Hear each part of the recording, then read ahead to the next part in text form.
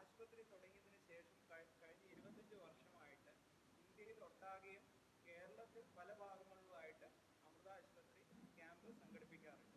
നമ്മൾ നോക്കുകയാണെങ്കിൽ 2010 മുതൽ വളരെ വിപുലമായിട്ട് ഉത്തര മലബാർ റീജിയനിൽ, പ്രത്യേകിച്ച് കോഴിക്കോട്, നമ്മൾ പല ക്യാമ്പുകളും സംഘടിപ്പിച്ചിട്ടുണ്ട്.